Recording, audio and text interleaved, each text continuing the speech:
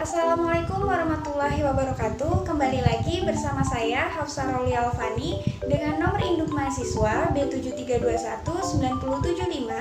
Pada video sebelumnya saya sudah membahas mengenai teori perkembangan karir Ginsberg. Nah, pada kesempatan kali ini saya ingin memaparkan materi mengenai teori perkembangan karir Donald Super. Baik, langsung saja. Di sini Super menyimpulkan bahwa suatu pandangan tentang perkembangan karir yang lingkupnya sangat luas.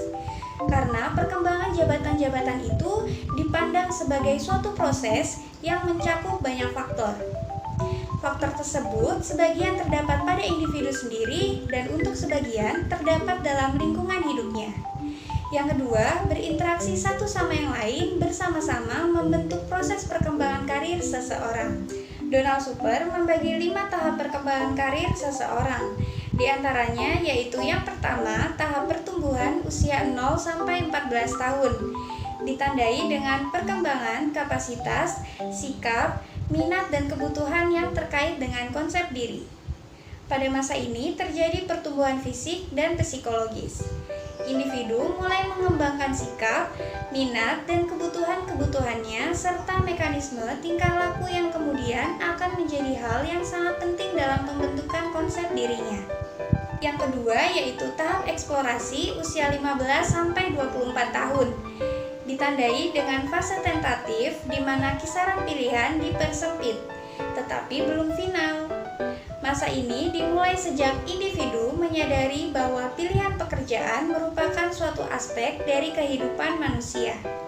Di sini individu memikirkan berbagai alternatif karir, tetapi belum mengambil keputusan yang mengikat. Yang ketiga yaitu tahap pembentukan usia 25 sampai 44 tahun. Ditandai dengan trial dan stabilisasi melalui pengalaman kerja. Tahap ini sangat berkaitan dengan pengalaman seseorang pada saat mulai bekerja. Pada masa ini, individu ingin membuktikan apakah pilihan dan keputusan pekerjaan yang dibuat pada masa eksplorasi benar atau tidak. Yang keempat yaitu tahap pemeliharaan usia 45 sampai 64 tahun. Ditandai dengan proses penyesuaian berkelanjutan untuk memperbaiki posisi dan situasi kerja.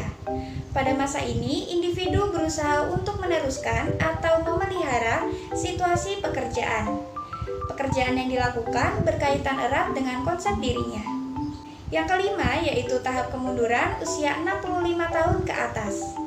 Ditandai dengan pertimbangan-pertimbangan prapensiun, output kerja, dan akhirnya pensiun. Tahap ini disebut juga dengan tahap menjelang berhenti bekerja. Pada tahap ini, perhatian individu dipusatkan pada usaha, bagaimana hasil karyanya dapat memenuhi persyaratan output atau hasil yang minimal sekalipun. 5 tahap yang sudah saya sebutkan tadi dipandang sebagai acuan bagi munculnya sikap-sikap dan perilaku yang menyangkut keterlibatan dalam suatu jabatan yang tampak dalam tugas-tugas perkembangan vokasional. Berikut pembagian tugas-tugas perkembangan vokasional menurut Donald Super. Yang pertama ada kristalisasi usia 14 sampai 18 tahun. Periode ini mengharuskan individu untuk merumuskan ide-ide tentang pekerjaan yang sesuai untuk dirinya sendiri.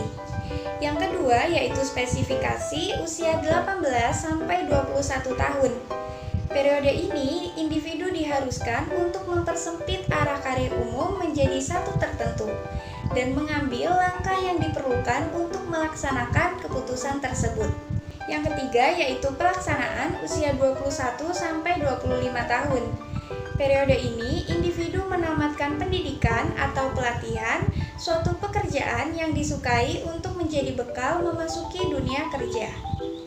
Yang keempat yaitu stabilisasi usia 25 sampai 33 tahun. Pada periode ini, individu mengkonfirmasi karir yang disukai dengan pengalaman kerja yang sesungguhnya dan penggunaan bakat untuk menunjukkan bahwa pilihan karir sudah tepat. Yang kelima yaitu konsolidasi usia 35 tahun ke atas. Pada periode ini, pembinaan kemapanan karir diperoleh dengan meraih kemajuan, status, dan senioritas. Gimana nih pembahasan 2 materi dari 2 video yang sudah Hafsah paparkan ke teman-teman semua? Sudah paham kan dengan teori perkembangan karir Ginsberg dan Donald Super? Semoga pembahasan kali ini bermanfaat bagi kalian ya. Sekian dari saya, kurang lebihnya mohon maaf. Wassalamualaikum warahmatullahi wabarakatuh.